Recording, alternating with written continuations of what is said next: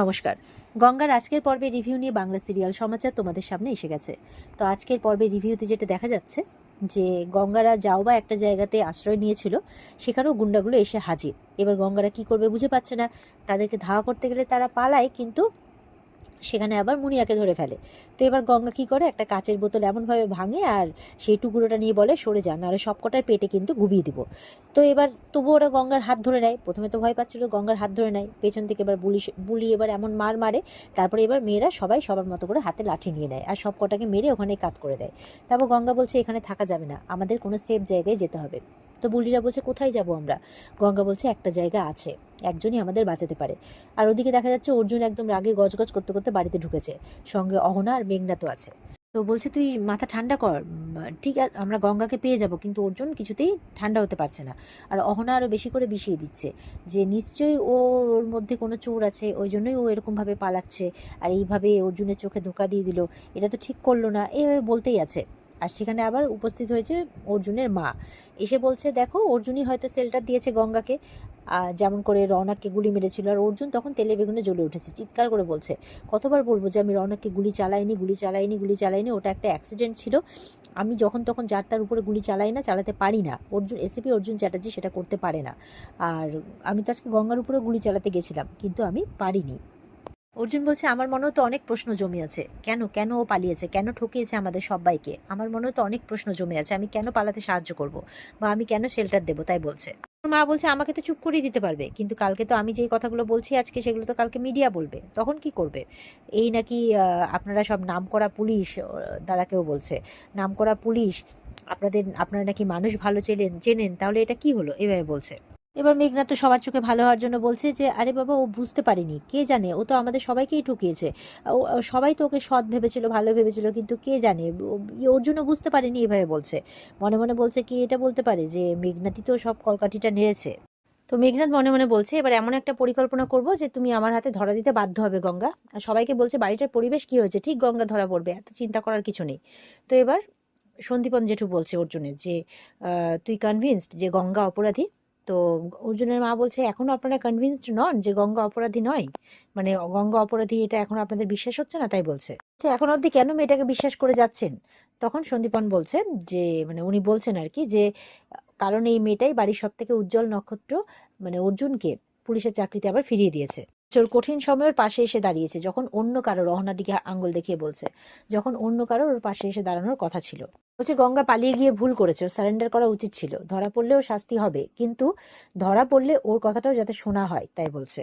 তো অর্জুনের জেঠু এই কথাটাই বলে চলে যায় উপরে, যে আমার এইটুকুটাই বলার ছিল। আর অর্জুন এবার মনে মনে ভাবছে, বলছে তুমি আমার জন্য যা কিছু করেছো গঙ্গা, সবকিছুই ধুলোয় মিশে গেল, সবাই তোকে খারাপ ভাবছে, এমনকি আমার মনেও এই খেয়ালটা এসেছে, কিন্তু এটা আমি বিশ্বাসও করতে পারছি না, আবার মেনেও নিতে পারছি না। তুমি কোথায়, কেন সারেন্ডার করছো না, এরকমটা মানে মনে মনে ভাবছে আর কি। ওদিকে সন্দীপন জেঠু নিজের ঘরে গেছেন, আর গিয়ে দেখেন যে গঙ্গা বুলি মুনিয়া ওখানে এসে উপস্থিত। দেখে তো অবাক, তোমরা এখানে? তখন তাড়াতাড়ি করে গিয়ে দরজাটা আগে লাগায়। তো গঙ্গা বলছে যে জেঠু আমার কথাটা একবার শোনো। জেঠু বলছেন যে তুমি পুলিশের ভ্যান থেকে পালালে, তারপরে আবার হসপিটাল থেকেও পালালে, তুমি যে নির্দোষ, যদি তুমি নির্দোষী হও তাহলে তুমি পালালে কেন? অর্জুনের মানে অর্জুনের উপরে একবার ভরসা করতে পারলে না? গঙ্গা বলছে এটা একটা বড় ষড়যন্ত্র জেঠু। বলছে অর্জুন তো ইনভেস্টিগেট করছিল। বলছে জেঠু যখন আমি ভ্যানে করে যাচ্ছিলাম, তখন আমি পুলিশদেরকে বলতে শুনি যে এই ভ্যানটা নাকি পুলিশ স্টেশনে যাবে না, অন্য কোথাও যাবে। তো বলছে যে তুমি পুলিশদেরকে বলতে শুনেছো, ওরা এরকম কথা কেন বলবে? বলে হ্যাঁ। বলে তাই যদি তুমি শুনে থাকো, তুমি অর্জুনকে জানালে না কেন, তুমি পালালে কেন, তাই বলছে। যে সাধারণ মানুষ তো তোমাকেই দোষী ভাববে, এমনকি আমি নিজেও ভাবছি। গঙ্গা তখন বলছে সব কথা বিশ্বাস করো জেঠু, এগুলো না সবাই লখাই মস্তান করিয়েছে, কিন্তু আমি ভাবছি ও তো জানতো যে আমি পুলিশের বাড়িতে থাকি, ওর তো এত বড় সাহস হবে না যে ও একের পর এক সাক্ষী মানে অভিযোগকারীকে মানে অভিযোগ শিখিয়ে পাঠাবে আমার বাড়িতে। তাই বলছে যে এটা একটা বড় ষড়যন্ত্র। এমনকি প্যাংলার কাছে আমি গেছিলাম, সে আমাকে বলেছিল এটা লখাই মস্তানের ষড়যন্ত্র, কিন্তু যখন স্যানিটাইজার বাবু ওখানে গেলেন তখন ও পুরো পাল্টে গেল, তাই বলছে। তো এই কথা বলতে বলতে গঙ্গার মাথাটা ঘুরে ওঠে, কারণ এমনি মাথায় ব্যান্ডেজ করা আছে, চোট আছে, ও তো ওই অবস্থাতেই পালিয়েছে। তো গঙ্গাকে তখন জেঠুই ধরে ধরে বসায় যে বসো তুমি বসো, দিয়ে তার সামনে বসে এবার কথা বলছে। আর গঙ্গা ওর হাতের ফোনটা বিছানার উপর রেখেছে। আর ওদিকে অর্জুন ঠিক সেই সময় কিন্তু ওপর দিয়ে হেঁটে আসছে, নিজের ঘরে যাবে। আর জেঠুর কথাটা তার কানে আসে, যেটা বিশ্বাস অবিশ্বাসের প্রশ্ন নয়। মানে গঙ্গা বলছে তো যে আপনি আমাকে বিশ্বাস করছেন না জেঠু, তাই বলছে বিশ্বাস অবিশ্বাসের প্রশ্ন নয়। আর এই কথাটা কিন্তু অর্জুন শুনে ফেলেছে। তখনই জেঠুর ঘরে যায়, আর ঘরে গিয়ে কাউকে দেখতে পায় না। জেঠুকে বলছে, কি ব্যাপার জেঠু, তুমি কার সাথে কথা বলছিলে? বলে, না ওই একটু ফোনে কথা বলছিলাম আর কি। আর জেঠু দেখছে বিছানার উপর গঙ্গা ফোনটা ভুলেছে, গঙ্গারা সাইডে লুকিয়ে আছে। বলছে এই মেয়েটাও না, তখন একটু কাটিং করে ফোনটা সরিয়ে নেয় জেঠু। তো যাই হোক, অর্জুনকে বলছে, যা তুই গিয়ে ঘুমিয়ে পড়, চিন্তা করিস না, সব ঠিক হয়ে যাবে। এই বলে অর্জুনকে পাঠিয়ে দেয়। তো অর্জুনের বাইরে যেতেই নজর পড়ে যে কিছু একটা অদ্ভুত দেখলাম মনে হলো ঘরের মধ্যে। দিয়ে ওর মানে মনে পড়ে যে ফোন দেখেছে বিছানার মধ্যে একটা। তো হট করে ঘরে যায়, বলছে জেঠু তোমার ফোনটা দাও তো একটু। বলে, কেন, কি করবি? বলে, আমার ফোনটা কোথায় রেখেছি খুঁজে পাচ্ছি না, একটা কল করব। তো জেঠু তখন তার মোবাইলটা দিচ্ছেন। তখন বলছে, এই মোবাইলটা? বলে, হ্যাঁ আমার তো একটাই মোবাইল, আমি তো এই ফোনেই কথা বলছিলাম। যা যা যা, তুই টেনশনে হ্যালুসিনেশন হচ্ছে তোর, তুই যা ঘরে যা। তো এই বলে অর্জুনকে পাঠিয়ে দেয়। তো অর্জুন, মানে জেঠু তখন গিয়ে, অর্জুন যখন বেরিয়ে যায় তখন তাড়াতাড়ি করে গিয়ে দরজাটা লাগায়। আর অর্জুনের কিন্তু তবুও একটু সন্দেহ হয়। তো এবার জেঠু গঙ্গাকে এসে বলছে, বেরিয়ে এসো। দিয়ে বলছে, ফোনটা বোকার মতো ফেলে গেছিলে? অর্জুনের কিন্তু খুব শার্প মাথা, ও কিন্তু বুঝে ফেলেছিল প্রায়। ভাগ্যিস আমিও পুলিশে চাকরি করি, তাই আমি ব্যাপারটাকে কাটিয়ে উঠতে পেরেছি, তাই বলছে। এটা কার ফোন? এটা তো তোমার ফোন নয়, অর্জুন তো তোমাকে ফোন কিনে দিয়েছিল। বলে, এটা আমার না জেঠু, এটা বুলির ফোন। এই বলে বুলিকে দেয়।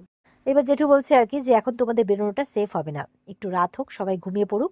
আমাদের বাড়ির পেছনে একটা পরিত্যক্ত গ্যারাজ আছে, ওখানেই তোমাদেরকে লুকিয়ে দেবো। আপাতত তোমরা এখানেই থাকো। কি যে করো না, নিজেরাও বিপদে পড়ো আর আমাকেও বিপদে ফেলো। এবার গঙ্গা বলছে বুলি মুনিয়াদে, যে দেখলি বললাম না যে একজন আছে যে আমাদের বাঁচাতে পারে।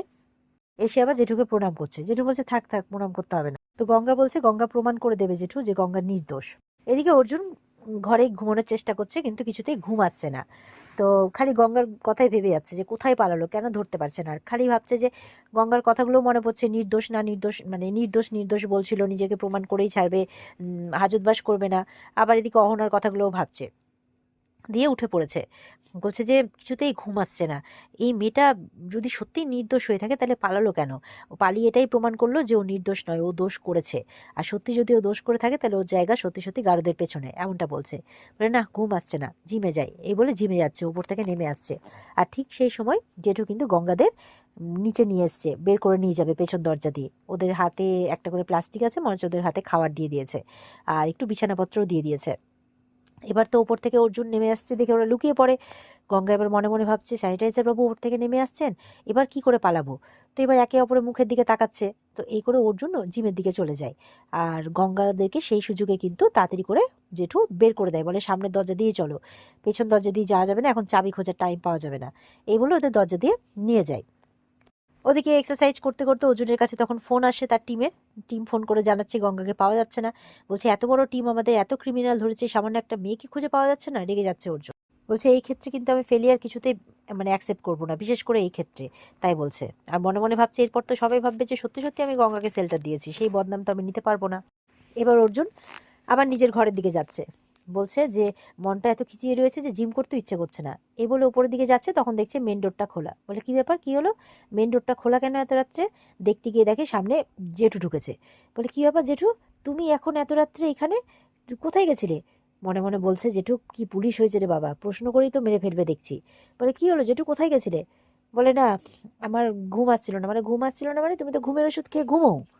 বলছে, আজকে আমি ঘুমের ওষুধ খাইনি, আমি ঘুমোইনি, আমি বাইরে হাঁটতে গেছিলাম, এখন মন্দিরে যাবো। বলে, কি, তুমি বাইরে হাঁটতে গেছিলে? তুমি তো কোনোদিনও যাও না, তুমি এখন মন্দিরে কেন যাবে? বলে, তুই এখন আমাকে জেরা করছিস? বলে, না না আমি সেটা বলছি না, কিন্তু তুমি তো কখনো যাও না। আর ওপর থেকে আবার মেঘনাথ উপর থেকে কোথায় যাচ্ছিল, তো নিচের এদের কথা কথোপকথন শুনে সেও দাঁড়িয়ে পড়ে। তো বলছে যে, দেখ, এত প্রশ্ন করবি না, এটা আমার বাড়ি, আমি যখন খুশি যেখানে খুশি যেতে পারি। বলে, আচ্ছা আচ্ছা ঠিক আছে, চলো চলো, তুমি এখন ওষুধ খেয়ে ঘুমোবে, চলো, তোমার বয়স হচ্ছে, নিজের দিকেও খেয়াল রাখতে হবে, আমিও ঘুমিয়ে পড়বো, চলো, আমি দরজাটা লাগিয়ে আসছি। এই বলে দরজাটা লাগিয়ে এবার জেঠুকে নিয়ে যাই। জেঠু তড়িঘড়ি করে ঘরের দিকে চলে যায়। মেঘনাথ ওদিকে ভাবছে যে সন্দীপন চ্যাটার্জি তো এইভাবে বাইরে যাওয়ার লোক নন, যথেষ্ট বুদ্ধি রাখেন উনি। না, আমাকে একবার বাইরে গিয়ে দেখতে হবে যে ব্যাপারটা কি, এমনটা ভাবছে। আর এখানে কিন্তু আজকের পর্ব শেষ হয়ে যায়। তবে পরের দিনের রিভিউ কিন্তু আরও বেশি জমকালো হতে চলেছে। পরের দিন অর্জুন কিন্তু তার টিম নিয়ে পৌঁছে যাবে মেটেগঙ্গায়, তবে প্রত্যেকেই ছদ্মবেশে। আর এদিকে গঙ্গাও কিন্তু এই গ্যারাজ থেকে কিন্তু ও ছদ্মবেশে পৌঁছবে মেটেগঙ্গাতে। তো দেখতে পাবো আমরা তারা কি একে অপরের উভয়ের মুখোমুখি হবে, ও গঙ্গা কি মানে ধরা পড়ে যাবে নাকি নিজের দোষ প্রমাণ করতে পারবে, দেখতে পাবো আমরা আগামীকালকের রিভিউতে। তো আজকের রিভিউ এ পর্যন্তই। যদি ভালো লেগে থাকে পর্বকে লাইক কমেন্ট করে জানাতে ভুলবে না, আর আমাদের সাথে জুড়তে চ্যানেলকে সাবস্ক্রাইব করতে ভুলবে না। দেখা হচ্ছে তোমাদের সাথে আগামীকালকে নতুন পর্বের রিভিউ নিয়ে। আজকের মতো এই পর্যন্তই। বিস্তারিত দেখার জন্য অবশ্যই স্টার জলসার পর্দা রয়েছে।